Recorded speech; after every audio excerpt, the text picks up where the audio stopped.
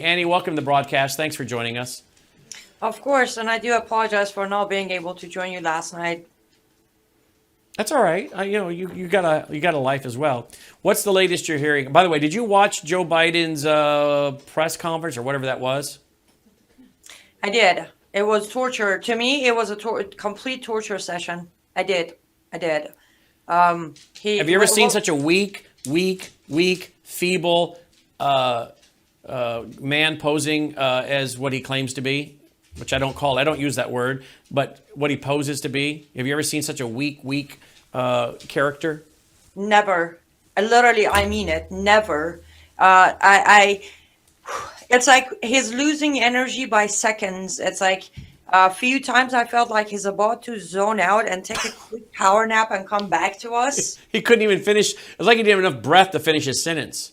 Exactly. The moment he went for, folks, they gave me a list of names to pick from, the first name here to answer questions. At that moment, I couldn't help but to think, wow, look at this. You know where else they do this, where they pick a list of names of media people who are allowed to be asking questions? North Korea does that.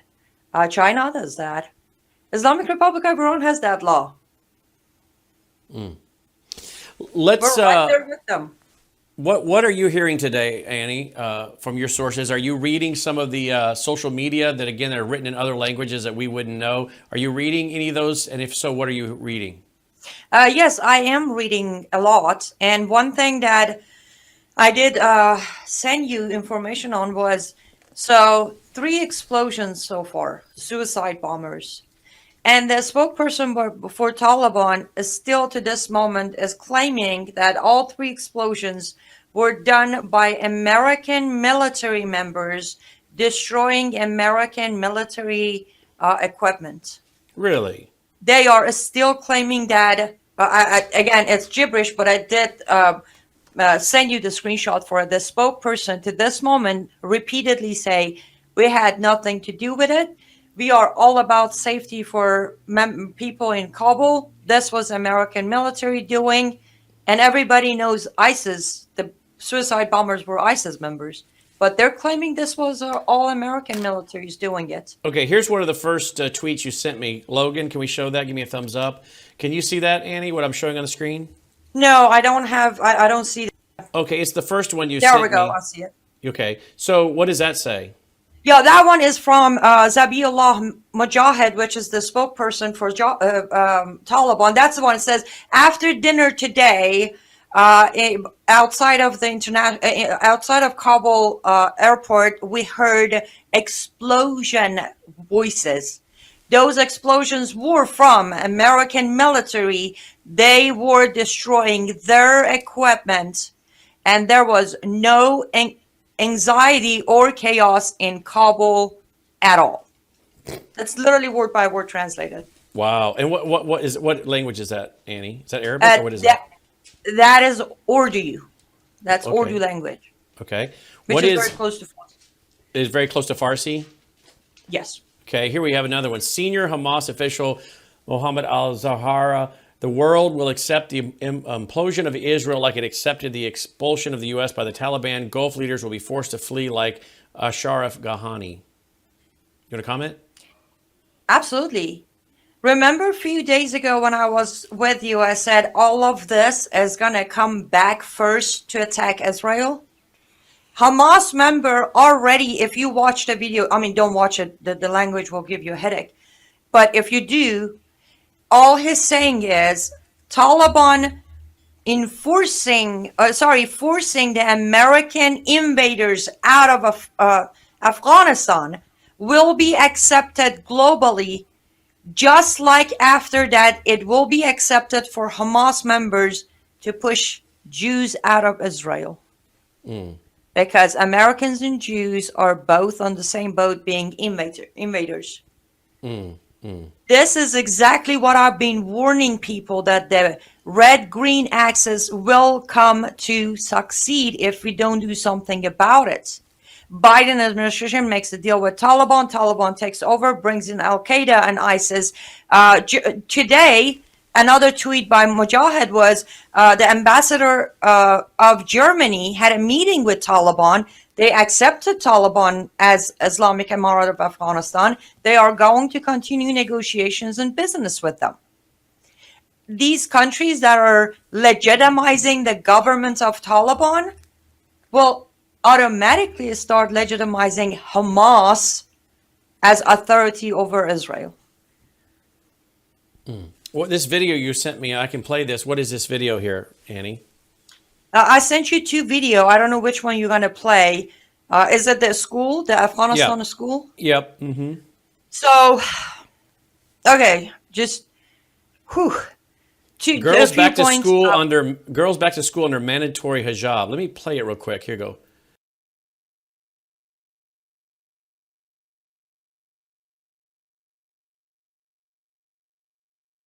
Again, under mandatory hijab there in Afghanistan. I'll play it one more time, folks, for you. Annie sent this to us. Wow. Do you want to comment on that, Annie? I'll do my best. Yeah, go right ahead. You as you watch, you do realize these are little girls, right? These are 6, 7, 8, 9 years old kids. Right. Why are we okay? I'm not okay. I'm trying to make proper sentences here because I was one of those kids. Remember? Why are we okay? Why are we negotiating? Why are we even dealing? Why are we even thinking of a government that allows and reopens the school for girls as long as they go to school looking like that? Since when that is okay? Since when human society has come to terms with that? When are we going to stop appeasing to their cult, to their inhuman act, and grow the strength and courage it takes to stand up and say, no, we are not negotiating human rights. Basics are going to be there. Otherwise, we will fight you. Let's watch this next video. It's not going to have any audio with it tonight, but we'll play it. This is covering, it won't matter because we wouldn't be able to hear what he's saying. He's saying what happened in Afghanistan has many implications for our region. How come? First of all, Afghanistan expelled the U.S. from its territory. We'll wait for the translation to catch up. Thus legitimizing the expulsion of the occupation. This means that what Hamas is doing here to expel the Israeli occupation is legitimate. If the world accepted it in Afghanistan, why shouldn't it be accepted with regard to Gaza? A liberation endeavor is different from a terrorist endeavor, as they call it. The Arab region around us has reached a level of normalization with the Israeli entity, which is unprecedented in the millions of years of the region's history. It is inconceivable that a foreign enemy becomes a friend and an ally, wherein in the past there was resistance to the French and British occupation and to the Italian occupation in North Africa. And before that, there was a resistance to the Roman and Persian occupation. Therefore, this issue is of utmost importance. Just as Ben Ali fled from Tanzania and Ashraf Ghani fled from Afghanistan. Tomorrow, other leaders from the Gulf states that normalized relations with Israel will flee too, because the removal of the Israeli entity is a Quranic truth that we must work on implementing now. There will be a lot of pressure on us, but we hope to be victorious and bring about the removal of the occupation. Tell me who that was, Annie, please. That is the spokesperson for Hamas. That was the video I was telling you earlier on about red-green axis. This is it. Right in our face, right in front of us. This is it. They are expecting everyone to accept the Quranic duty for Muslims to do what needs to be done. They are, and he also, reading between the lines, he put out a fatwa against any leader who has made peace with Israel. You know, the leaders who are going to run, like the president of Afghanistan did. These are the countries that President Trump managed to bring to the table to make peace deal with Israel. they're going to go after every single one of them. In less than 8 months, everything President Trump worked towards, it's about to be thrown out the window. And today, when Biden was asked, does he think it was a mistake to rely on Taliban for safety and security of Americans, he said, no, it wasn't a mistake. Brannon, tell me this guy is not working with him. Yeah, exactly. Logan, can we bring up first of all, let's go to the clip of the Afghan mothers, because I think that's what you have up first. Then we'll go to some of the Biden and General McKenzie clips we played with General Flynn, because I want to get Annie's response. First of all, Annie's website is liveuptofreedom.com, liveuptofreedom.com. Again, liveuptofreedom.com. I think this is coming out of India. I could be wrong, but I think it is a clip. Have you seen the video of these Afghan moms handing their babies over the wall to the U.S. soldiers? Yes, I have. What are your thoughts on that? Not only have seen those, I also have heard one woman who didn't successfully make it to the wall, and her baby, well, she was pushed, the baby was pushed, and baby's leg broke, and at some point she lost the baby. On the audio file, she's just crying, saying, I'm not going anymore. I'd rather stay and die and find my baby. Let's roll that footage. We're now getting another despairing video from Kabul. An Afghan woman hands over her child to a U.S. Army personnel across the Kabul airport in the hope of a better future for her child away from the brutality of the Taliban. Anagha from the Afghan desk now joins us for more on this. Anagha, we've seen these harrowing pictures coming out, and just another example of how desperate Afghans are to at least save their children from the Taliban. Yes, absolutely, Nupu. These are absolutely distressing videos that we're seeing on air right now. The mother is just handing over her child, and the US Army is just picking up the child with one hand, and he's just handing it over. The mother clearly doesn't want her child to live a life under the Taliban rule. This just speaks volumes, Nupur. These are absolutely distressing videos that we're seeing on air. And yesterday also we saw a very similar visual of a desperate mother handing over her 3-month-old a 3-month child to a US Army troop. These are absolutely disturbing visuals. And yesterday also we saw how Afghan nationals marched with a 200-meter Afghan national flag. They were marching for their freedom, and these are the visuals that we're seeing on our air right now. The US Army just taking the baby with one hand. Right, absolutely. These are two videos that we are showing our viewers right now, and nothing can describe the desperation of the native Afghan as these videos. There are mothers who are standing outside the Kabul airport, just, trying to hand over their children to safety to the British and the US troops who are guarding the airport. Now, this particular visual that has now just come out today shows you how, perhaps a child who's under 1 is being this baby whose diaper is also dangling, is being handed over by her mother to these Afghan soldiers. Now, Anagha, we've seen more of these visuals that are coming out from Afghanistan, and obviously they are heart-wrenching.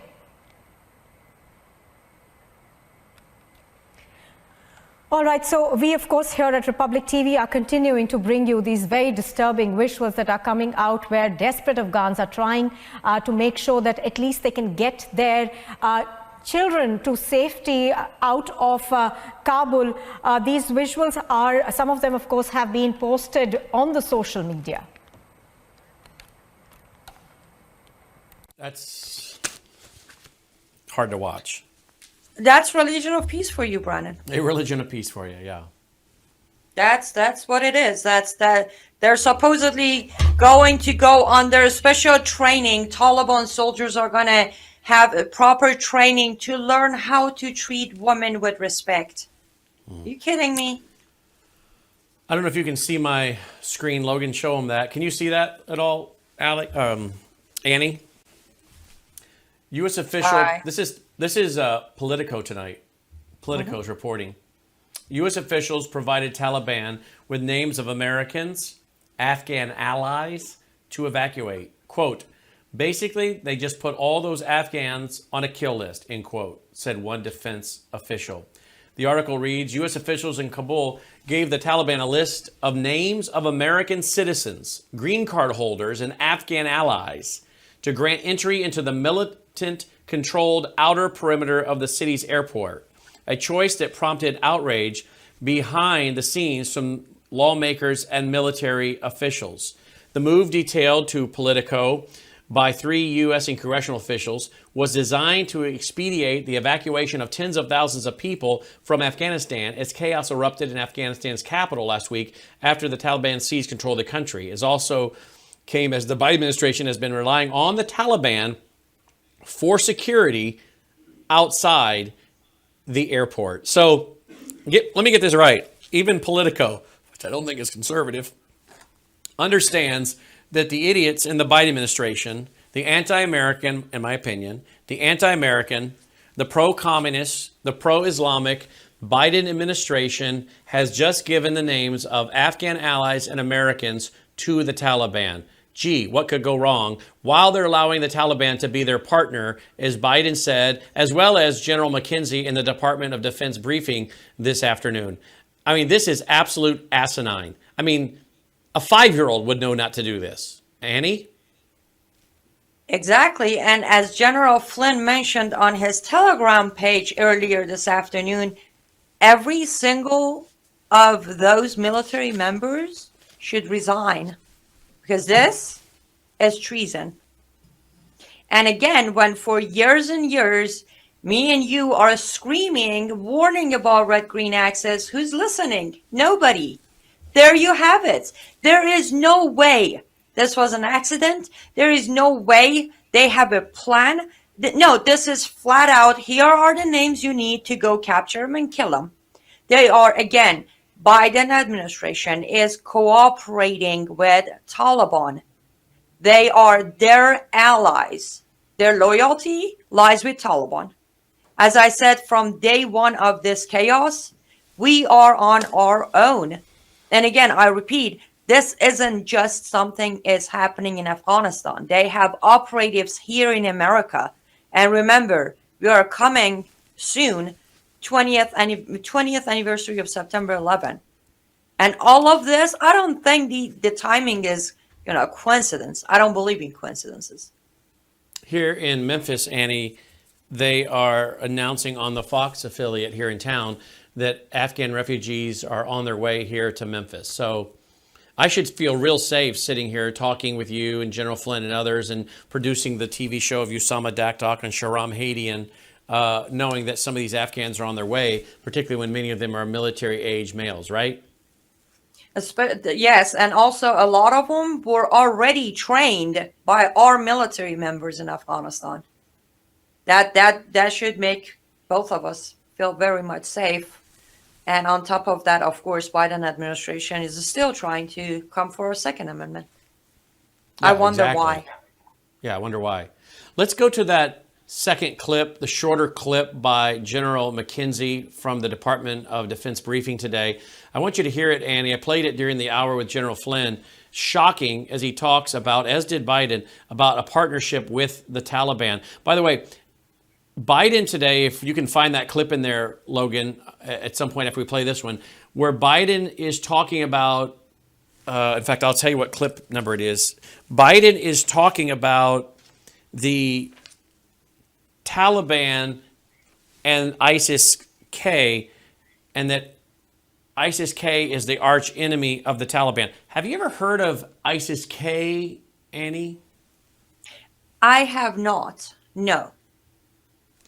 Well, it seems to be something completely made up to confuse the American people. Is there really a difference? I was about to say, listen, ISIS-K, ISIS, Taliban, Al-Qaeda, IRGC, Hamas, Hezbollah, all of them, one thing.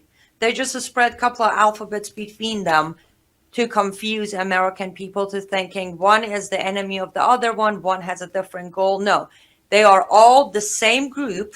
They are all under one umbrella of Hezbollah. And they all have one common goal: wipe Israel off the map, take down Great Satan America, and build your global caliphate. Yeah, so he's calling them special, or not special K, that's it. He's calling them ISIS-K, and maybe he's confusing it with his special K that he had for breakfast, but ISIS-K, the new slogan, the new name that came out tonight to confuse the living daylights out of the American people, and the Biden administration, the Biden regime is going to sell the propaganda that ISIS-K is the arch enemy of the Taliban. No.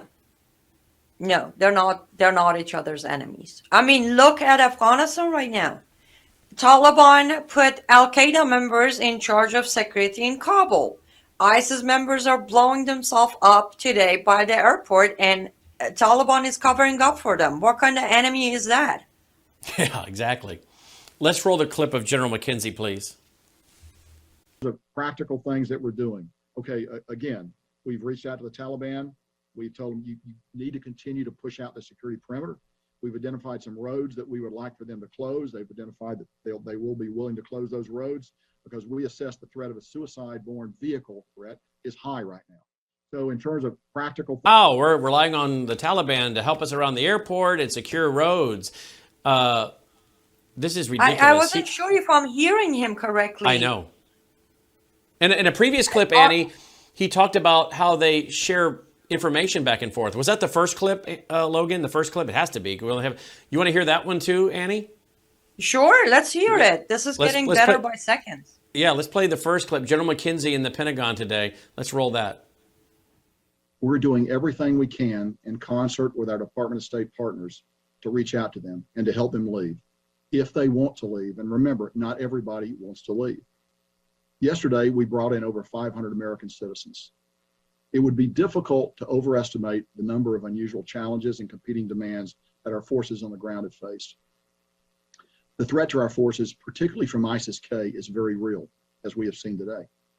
I would also like to express the sense of profound pride I have in the creative, determined, and professional way that our forces have overcome those challenges and to deliver the results that we talked about in my opening portion of the remarks, the number of people that we've been able to extract from Afghanistan. It would also be remiss of me not to mention the tremendous contributions of our many coalition partners, and they stood with us on the ground at HKIA, and also the interagency and international partners who supported the evacuation. The many soldiers, sailors, airmen, Marines, and Coast Guardsmen who supported this operation downrange across the Central Command, the European Command, and the Northern Command areas of responsibility. Moreover, this evacuation could simply not have been done without the amazing flexibility of U.S. Transportation Command and the airlift provided by the United States Air Force. No other military in the world has anything like it. I'd also like to thank the host nations that have generously provided access to their facilities for the processing, the care, and the feeding of our evacuees. I also need to acknowledge the temporary suffering that some of our evacuees have had to endure. Please know that we continue to execute our number one mission, which is to get as many American citizens and other evacuees as possible out of Afghanistan. We also continue to expand the capacity at our intermediate facilities to ensure safe, sanitary, and humane conditions for our evacuees, while continuing to look for ultimate ways to expedite their processing and ultimate transfer to the United States or other destinations. I'd like to close out my remarks today by just taking a moment to describe the heroism that our Marines, soldiers, and sailors are exhibiting as they screen the people who are coming onto the airfield. This is close-up work. The breath of the person you are searching is upon you. While we have Overwatch in place, we still have to touch the clothes of the person that's coming in. I think you all can appreciate the courage and the dedication that is necessary to do this job and to do it time after time. Please remember that we have screened over 104,000 people. Finally, I'd like to offer my profound condolences to the families of our servicemen and women and Afghan civilians who lost their lives today. We have put more than 5,000. Right, so maybe we need to play the first clip again, Logan, because maybe we missed it. It went so fast. I think maybe it's the first clip we played where he's thanking the Taliban or saying that they're swapping information. Because I know you and I in pre-production played that. You want to comment on something, Annie? I do. I actually looked up ISIS-K. They are the concentrated ISIS members within the Khorasan province. Interesting, Khorasan is actually in Iran. That's an Iranian province. That they were established in 2015 And interesting enough, their leader is the Taliban member from Pakistan, Hafiz Saeed Khan. I guarantee you they're not enemies of Wait. Taliban, because Taliban member is the leader of ISIS-K. Well, that's how stupid Biden is. I know, but it took me, 5 seconds to figure it out? Yeah. The fact that they're not enemies is what I mean. I don't know which one is worse, Brannon. The fact that they actually think that they can insult our intelligence to what extent before we are like, okay, hello, you're not dealing with cucumbers. We're human beings. I understand, it's one thing to zone out. It's one thing to take a nap in the middle of your speech. It's one thing to have a list of questions. But to lie and flat out insult us as Americans by saying, oh, we're in the middle of negotiation with Taliban, and now apparently Taliban is our intelligence services in Afghanistan. And security services. I really think this, for me at least, enough. Somebody somewhere is going to have to do something. If we let them go, I think in about 20 days, I guess they're going to rename America to what? Islamic Emirate of America? Let's run that shorter clip from McKinsey again and listen real carefully, Logan. I got to hear it. Things that we're doing. Okay, again, we've reached out to the Taliban. We've told them you need to continue to push out the security perimeter. We've identified some roads that we would like for them to close. They've identified that they will be willing to close those roads because we assess the threat of a suicide-borne vehicle threat is high right now. So in terms of... All right, well, that's not the full clip. We'll have to go back and find it because we actually have a clip, Annie, in pre-production where he's actually talking about sharing information. We're sharing intel, some kind of intel information with the Taliban. But he already did that. Listen, he said, we told them name a few roads for them to close because we were concerned about suicide bombing. Yes. That means they already told Taliban the roads our troops are going to take to evacuate people. I have no experience of military or intelligence. I caught that. Yes, you did. They didn't just give them names. They also gave them the name of the roads they're going to take. So they're pointing out where our military troops are going to be, which make them easy targets. Exactly. Wow. If people can see this as a complete cooperation of American regime of Biden and Taliban, I don't know why they can't see that. I'm seeing it. Let's go to clip 4 of Biden. This is where he talks about ISIS-K are the arch enemy of the Taliban. Let's roll that. Over the past few weeks, I know many of you are probably tired of hearing me say it. We've been made aware by our intelligence community that the ISIS-K, an arch enemy of the Taliban, people who were freed when both those prisons were opened, has been planning a complex set of attacks on United States personnel and others. This is why, from the outset, I've repeatedly said this mission was extraordinarily dangerous, and on why I've been so determined to limit the duration of this mission. As General McKenzie said, this is why our mission was designed, this is the way it was designed to operate. Operate under severe stress and attack. We've known that from the beginning. Annie? This is not a happy laughter. Our mission? What mission? A 6-year-old knows better than to withdraw troops and just leave everything behind. When Soviet Union was leaving Afghanistan, they took their weapons first, then destroyed their bases, then evacuated their members, then withdrew their troops. What mission? Is he referring to Islamization mission? Because there was no mission. He reverse engineered every single rule of war and made sure to leave Americans behind and Afghans who trusted American government who helped behind. What a joke. What a joke is right, but it's not funny, is it? At some point he said, when we get the military out, if I could find it in my notes. He said Biden said when we get the military out, then we'll get every American out that wants to leave. Once we've gotten the military out. I'm like, are you kidding? You can get people out while the military is there. How are you going to get them out when military isn't there? That's the thing. This guy makes no sense. And I understand he's just reading off of somebody else's writing, but the person who's writing it makes no sense either. Unless you're working in concert with the Taliban, with the red-green axis, with China, who put you into power apparently, who apparently is paid money, i.e. Hunter Biden, and all that's been reported on that. And China wants Afghanistan and the Belt and Road Initiative and the interstate they want to build there and the minerals, the trillions of dollars in minerals in the ground. So unless you're working for the red-green axis, you wouldn't do any of this. Yeah, but don't forget Iran either. As of right now, Iran stands on the second highest export of opium because Afghanistan is there on number one. Iran wants Afghanistan, so Iran will be the only export of opium. So they make the money that Taliban is making in billions by selling opium here in America.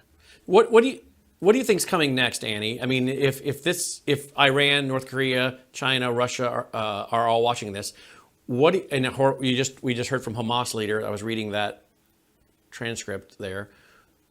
Are we going to start seeing a move toward a coalition that will come against Israel? Or are we going to see things really heat up in the Middle East? What's the next thing you're going to be watching? The next thing I'm waiting, and I hate to be the one who has to do these predictions, which I've almost never been wrong. The next I'm waiting for Hamas, Hezbollah, Taliban, ISIS, and Al-Qaeda to go after countries such as Bahrain and Kuwait, those who made a peace deal with Israel. They're going to go after them first. Doesn't Iran pretty much threaten Bahrain every day already for their peace deal with Israel? Yes. Tell our audience, for those who don't know, about Bahrain. What kind of nation is that? Is that a secular Islamic nation? Obviously they can't be too hardcore, are they? No. Actually, Bahrain is not secular at all, but they were forced to have the Sharia involvement with government and rulings and constitution because of the support they've been receiving for many years from Islamic Republic of Iran, military support, financial support, all that. However, when they went ahead and made a deal with Israel, they were promised to be all of those supports that they knew Iran's going to withdraw from them. They were promised that they will receive that support from America. But that's not happening. We have military people in operations in Bahrain. Yes, but compared to Iranian support or Iranian regime support, it's nothing. So I would say, to be honest, it's probably going to take 5 to 15 minutes for Taliban to take Bahrain. 5 to 15 minutes is what's going to take. Considering most likely Biden administration is going to pull all of our troops from Bahrain as well. Remember, what's the other nation you mentioned? I'm sorry? Bahrain, and who else are you? Bahrain, say the name. Bahrain, and what's the other nation you're going to be watching? Kuwait. Tell me. Okay, we all remember the invasion of Kuwait, don't we? Yes. Gulf War I. Exactly. Tell me about Kuwait. Well, Kuwait also decided to join the alliance with Israel because here's the thing. It's an internal joke in Middle East. They say, when you get tired of your Sharia forced life in your Islamic countries, like, if you can afford it, take a vacation to Kuwait. Kuwait is openly modern. There is no Sharia within constitution at all. They have a lot of Muslims who go and, beat women up for not wearing the hijab, but it's so open that, you see people actually taking vacation, going, enjoying the beautiful country. So they got tired of all the pressure from the actual Sharia constitution countries, and they went ahead and agreed to make a deal with Israel. So little did they know that Biden administration is going to hijack our election, and then everything's going to be reversed in Middle East. So Kuwait Well, you is just facing. heard, did you not just hear the Hamas leader say anyone that's partnered with Israel, we're coming after them? And that's what I'm saying. Until today, until that video, no one has put out a fatwa. What's the fatwa? A judgment.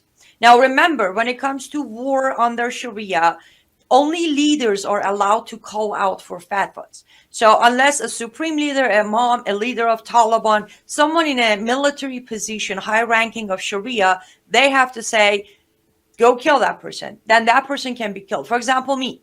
One of my fatwas are directly from the Supreme Leader of Islamic Republic of Iran for propaganda against the regime. That's So it. you have a That's all it fatwa, takes. you have several fatwas. You have several Oh, I fatwas do. against yourself. I do. I have 7 from within American Islamic societies, and I have 3 from Islamic Republic of Iran. And then I have 1 from the time I escaped from my the person who owned me, which is the stoning. That one is from a Sharia court within Islamic Republic of Iran. So that puts And for it those who are well new, up. Annie was sold by her own father, sadly, as a child bride at 13. So yeah, total of 11 fatwas or bounties. But that's the thing, because the leader of the leader of Hamas has put out the fatwa, meaning all those leaders are going to run just like President of Afghanistan did. Now this is what I'm looking for next. They're going to go after the smaller ones, Bahrain and Kuwait, and they're going to work their way up to all the 5. There were 5 countries that finished the deal, right? The peace deal, if I'm correct. They're going to go after those first. Then that's when Israel's going to, I really, really hope and pray they do what it needs to be done. They know what needs to be done, but I just hope they don't wait too long to do it, because that's going to be the next move. Let's go to clip 7 of Biden, again, talking about the partnership with the Taliban. And again, don't be confused by special new term here they've created out of thin air, ISIS-K. It's a diversion. And we just heard, Annie just looked it up in 5 seconds and found out the leader of ISIS-K is actually a Taliban leader, correct? Yes, a Taliban leader of Pakistan. He's a Pakistani Taliban, former Taliban leader. But yet they want you to believe that special or ISIS-K is the leader. I keep saying that ISIS-K is the arch enemy of the Taliban. Let's roll clip 7. Thank you, Mr. President. There's been some criticism, even from people in your party, about the dependence on the Taliban to secure the perimeter of the airport. Do you feel like there was a mistake made in that regard? No, I don't. Look, I think General McKenzie handled this question very well. The fact is that we're in a situation, we inherited a situation, particularly since, as we all know, that the Afghan military collapsed 11 days before, in 11 days, that it is in the interest of, as McKenzie said, in the interest of the Taliban,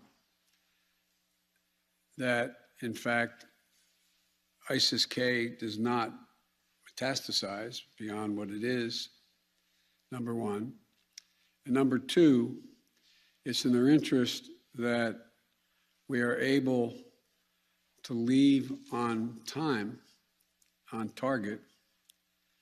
And as a consequence of that, the major things we've asked them, moving back the perimeter, giving more space between the wall, stopping vehicles from coming through, etc., searching people coming through. It is not what you'd call a tightly commanded, regimented operation like the U.S. is, the military is, but they're acting in their interest. And so, by and large, and I've asked this same question to military on the ground, whether or not it's a useful exercise, no one trusts them. We're just counting on their self-interest to continue to generate their activities. And it's in their self-interest that we leave when we said, and that we get as many people out as we can. Like I said, even in the midst of everything that happened today, over 7,000 people we've gotten out, over 5,000 Americans overall. So it's not a matter of trust, it's a matter of mutual self-interest.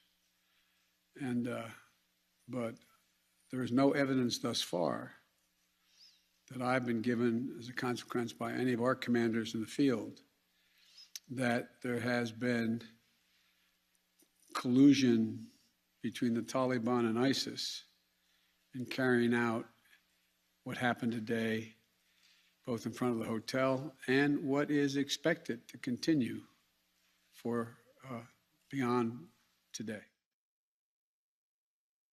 So we have the Taliban and Americans, we both have self-interest to be concerned about, so we can work together with the Taliban. Annie, you want to make a closing comment before we go to Joe Kent? Yes. Wow, it's hard to listen to Joe Biden. But here, I'm going to just say this. Again, if you don't mind me bragging for a minute. As an ex-Muslim, former child bride, survivor of Sharia, who's been through Sharia jail and been lashed and been raped and been abused and been forced to read the Quran over and over and over, so I wouldn't argue with my father who did the things he did, I'm going to tell you this. Taliban, Al-Qaeda, ISIS, ISIS-K through Z, IRGC, Hamas, Hezbollah, all of them.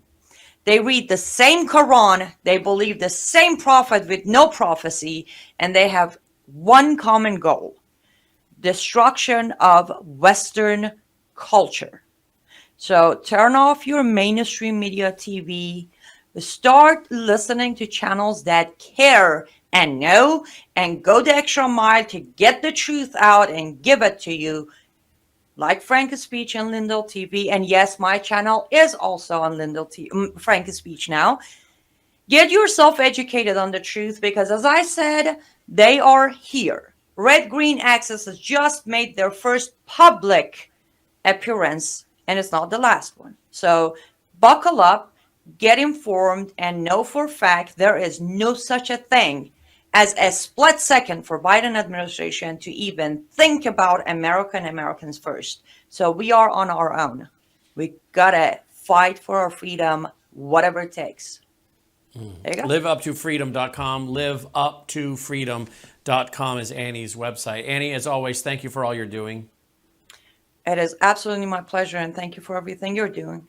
We'll have you back. Live Up to Freedom.